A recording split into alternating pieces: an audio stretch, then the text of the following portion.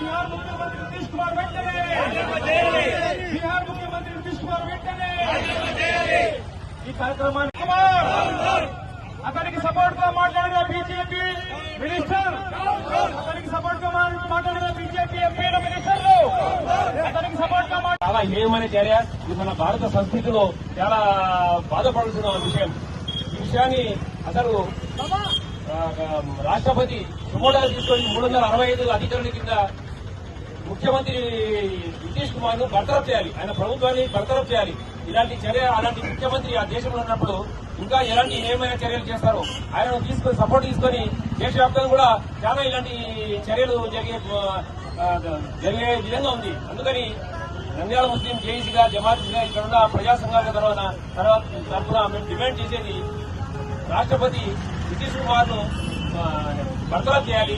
ఆయన స్వచ్ఛందంగా అయినా సరే రాజీనామా చేసి ఈ యొక్క విషయాన్ని ముగింపు పలికితే బాగుంటుంది. ఆమెను ముస్లిం వేడిగా మేము బాధపడడం లేదు. ఒక మహిళను ఆయన అట్లా బుర్కాలాగి చేయడం చాలా దుర్మార్గమైన ఏమైనా చర్య, దాన్ని తీవ్రంగా ఖండిస్తున్నాము. ఇందాక సోదరులు చెప్పినట్టు అదే విషయము ఆయన కూతురికో ఆయన కోడలికో జరిగితే అలా ఎలా ఉంటారు? దీన్ని ఈరోజు నంద్యాల ముస్లిం జేఏసీ ఆధ్వర్యంలో బీహార్ ముఖ్యమంత్రి నితీష్ కుమార్ ఒక మహిళా వైద్యురాలిని ముఖం మీద ముసుగులో లాగి ఆ మహిళను అవమానించడము భారతదేశ చరిత్రలో ఇది రెండవసారి. మొదటిసారి ఆ రోజు మహాభారతంలో దుర్యోధనుడు ద్రౌపది చీరలు లాగి ఏ విధంగా అవమానపరిచారో ఆ రోజు మహాభారతంలో, అదే సందర్భంలో అక్కడున్న కౌరవులందరూ నవ్వి ఆ ద్రౌపది మహిళను అవమానకరం చేశారు. అదేవిధంగా ఈ రోజు మొన్నటి పాట్నాలో బీహార్ ముఖ్యమంత్రి ఒక కౌరవుడు మాదిరిగా ఆ మహిళ ముఖం నుంచి లాగి మరొక ద్రౌపదిని చేశారు. ఆ మహిళను అక్కడున్న సమాజం, అక్కడున్న మంత్రులు, బీజేపీ మంత్రులు, జేడీ మంత్రులు, అక్కడున్న వాళ్ళందరూ నవ్వి కౌరవుల మాదిరి బిహేవ్ చేసి ఆ అమ్మాయికి, ఆ మహిళా వైద్యురాలికి అవమానకరం గురి చేశారు. తర్వాత ఆ అమ్మాయి ఆ జాబ్ లో జాయిన్ కూడా కాదు, నాకు జరిగిన అవమానానికి నా మనసు తేరుకోవడం లేదు, నాకు ఈ జాబ్ కూడా వద్దని చెప్పి ఆ అమ్మాయి బిహార్ చేసి తన సొంత రాష్ట్రమైన కేరళకు వెళ్ళడం. ఇది ఎంత దౌర్భాగ్యమైన విషయం. ఒక ముఖ్యమంత్రి స్థానంలో ఉన్న నితీష్ కుమార్, మీకు మెంటల్ స్టెబిలిటీ ఉంటే, మీకు ఆరోగ్య సమస్యలుంటే రాజీనామా చేసి ఇంట్లో కూర్చోండి. అంతేగాని ఇలా అవమానించడము, ముఖాల మీద వృద్ధాలు లాగడము, ఆడవాళ్ల మెడలలో దండలు వేయడము, ఇవన్నీ మూర్ఖపు చర్యలు. మీ వయసు అయిపోయితే ఇంట్లో కూర్చోండి.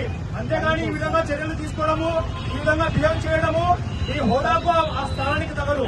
అందుకోసమే నంద్యాల ముస్లిం చేసి మరి ఎస్డీపీ తరఫున కూడా మేము డిమాండ్ చేస్తున్నాము, నితీష్ కుమార్ వెంటనే రాజీనామా చేసి మెంటల్ హాస్పిటల్లో జాయిన్ కావాలి. ఇతను దానితో పాటు ఈ సంఘటన మీద ఒక మీడియా పర్సన్ వెళ్ళి యూపీ మినిస్టర్ ని మీ ప్రతిచర్య ఏంటి, మీ స్టేట్మెంట్ ఏంటి, ఆయన ఏంటి అని అడిగితే ఆ యూపీ మినిస్టర్ ఏమంటాడు, నితీష్ కుమార్ ఏం తప్పు చేశారు, ఇంకా ముఖం మీద చేశాడు, ఎక్కడైనా చేయి వేసి అప్పుడు బాధపడాలంటాడు.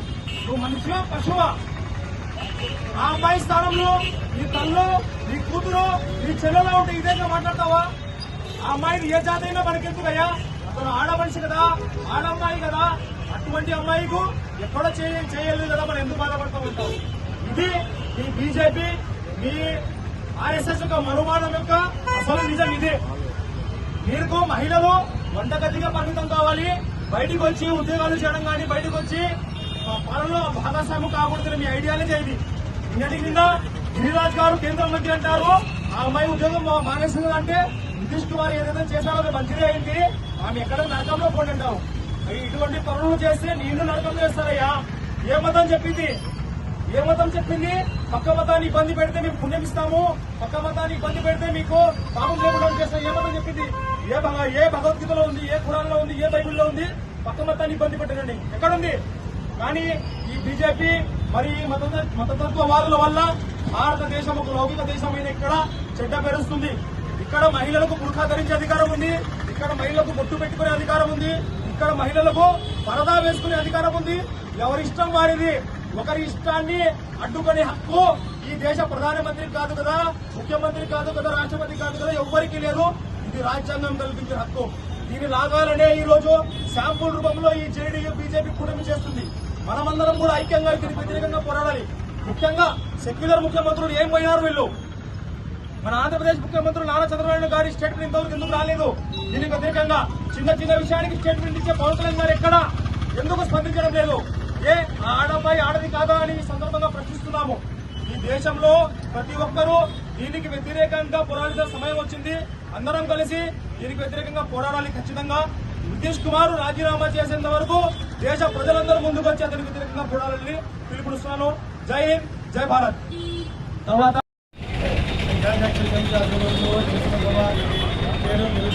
సభకొచ్చిన ప్రజా సంఘాల అందరికీ నా నమస్కారములు. వెల్ఫేర్ పార్టీ ఆఫీస్ నుంచి చెప్తున్నాము. అందరికీ వెల్ఫేర్ గ్రీటింగ్స్. ఈరోజు వచ్చేసి మన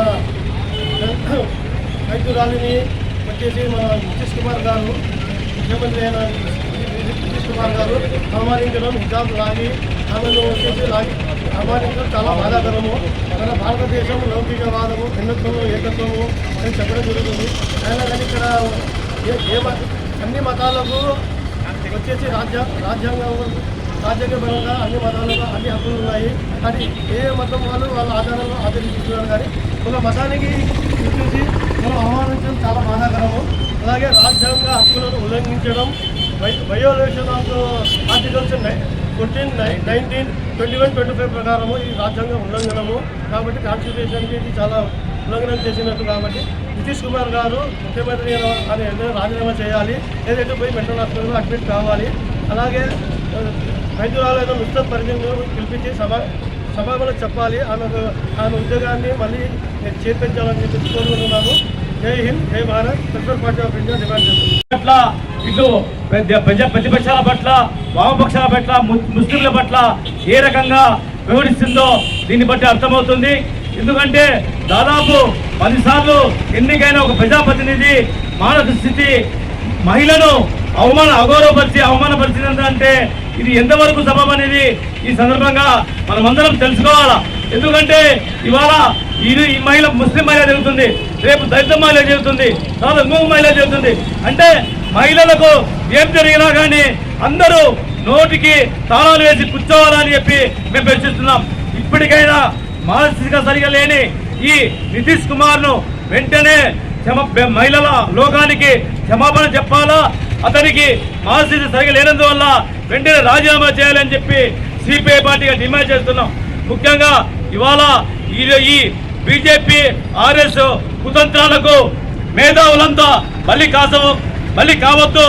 దీన్ని ఈరోజు మా ముస్లిం మహిళ జరుగుతుంది, రేపు ఇంకా ఏవో మహిళ జరిగినా కానీ మన ఊరు కూర్చుంటే మాత్రం ఖచ్చితంగా ఇది ప్రజా వ్యతిరేక చర్య అవుతుంది. కాబట్టి నితీష్ కుమార్ బేషరతుగా చెప్పేంత వరకు ఈ ఆందోళనను కొనసాగిస్తామని, దీనికి సిపిఐ పార్టీగా ముందుండి నడిపిస్తుందని చెప్పి ఈ సందర్భంగా తెలియజేస్తూ ఈ అవకాశం ఇచ్చిన అధ్యక్షుల వారికి, అదేవిధంగా ఈ కార్యక్రమం పాల్గొన్న ముస్లిం సభ అధ్యక్షులు, అదేవిధంగా మేధావులు, మహిళలకు అందరికీ, ఇన్సాఫ్ committee, Awaaz committee, CPM party వాళ్ళందరికీ పేరు పేరున విప్లవ ధన్యవాదాలు తెలియజేస్తూ ముగిస్తున్నాం.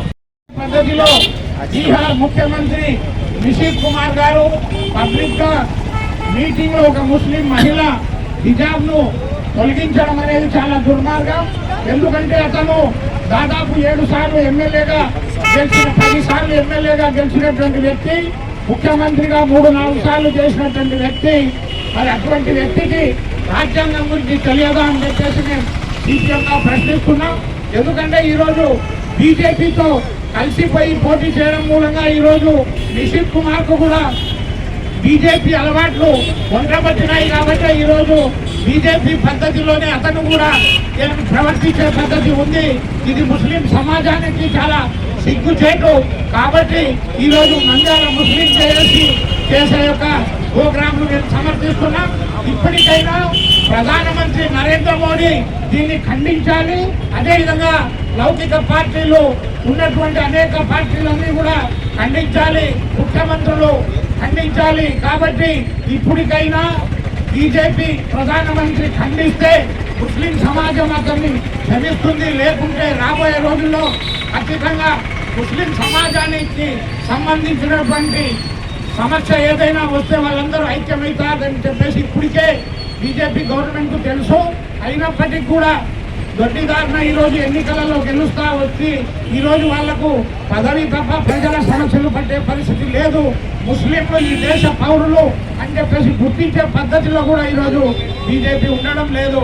కాబట్టి ఇప్పటికైనా ముస్లిం సమాజాన్ని గౌరవించాలి, ముస్లిం మహిళల హక్కులను గౌరవించాలని పద్ధతిలో ఈరోజు సిపిఎంగా డిమాండ్ చేస్తూ ముస్లిం హక్కులు కాపాడేదానికి సిపిఎం పార్టీ ఎల్లవేళలా కృషి చేస్తారని తెలియజేసుకుంటే అవకాశం ఇచ్చిన మీ అందరికీ ధన్యవాదాలు. మనమందరం ఈ నిరసన కార్యక్రమాన్ని చేసినందుకు ఇన్సాఫ్ కమిటీ తరఫున లాల్ సలాం చెప్తున్నాం. ఈరోజు భారతదేశంలో బ్రిటిష్ అనే ఒక రోగి ఒక మహిళను, ముస్లిం మహిళను పర్దా ముసుగు లాగడము ఇది మొదటిసారి కాదు. ఇంతకుముందు కర్ణాటకలో కూడా ఒక కాలేజీలో ఈ విధంగానే ముస్లిం మహిళకు హిజాబ్ విషయంలో పెద్ద గొడవ జరిగింది. ఇది రెండో గొడవ ఇది. ఇటువంటి రోగము బీజేపీ ఆర్ఎస్ఎస్ వాళ్ళతో కలిసి ఉన్నందుకే వచ్చిందని చెప్పేసి మేము భావిస్తున్నాము. ఈ రోగాన్ని తొలగించుకోవాలంటే నితీష్ కుమార్ గారు ముందు హాస్పిటల్లో చేరి మెంటల్ చికిత్స చేయించుకోవాలని చెప్పేసి మేము వారిని విజ్ఞప్తి చేస్తున్నాం. తర్వాత భారతదేశంలో ముస్లింలను 2 విధాలుగా హింసిస్తున్నారు. ఒకటి, మానసికంగా మీరు ఈ దేశం విడిచి వెళ్ళిపోండి, మీకు ఇచ్చేసిరాము కదా దేశం అని చెప్పేసి ఒక విధంగా మానసికంగా వేధిస్తూ, మరో విధంగా భౌతిక దాడులు చేస్తూ, చిన్న పిల్లవాడు బాంబేలో ఒక పెళ్లిలో భోజనాన్ని పోతే అతన్ని షూట్ చేసి కాల్ చేశారు ముస్లిం అబ్బాయిని. అలాగే ఎంతోమందిని ముస్లిం ట్రైన్లలో కాల్ చేస్తున్నారు, బస్సుల్లో కాల్ చేస్తున్నారు. బయట ఒంటరిగా కనపడితే గడ్డం పీకిన సందర్భాలు ఉన్నాయి. ఈ విధంగా ముస్లింను 2 విధంగా భౌతికంగా మానసికంగా హింసిస్తున్న ఈ ఆర్ఎస్ఎస్ బీజేపీ ప్రభుత్వాలకు ఇది గోరి కట్టే రోజులు తొందరలోనే వస్తాయి. మన భారతదేశ చరిత్రలో మన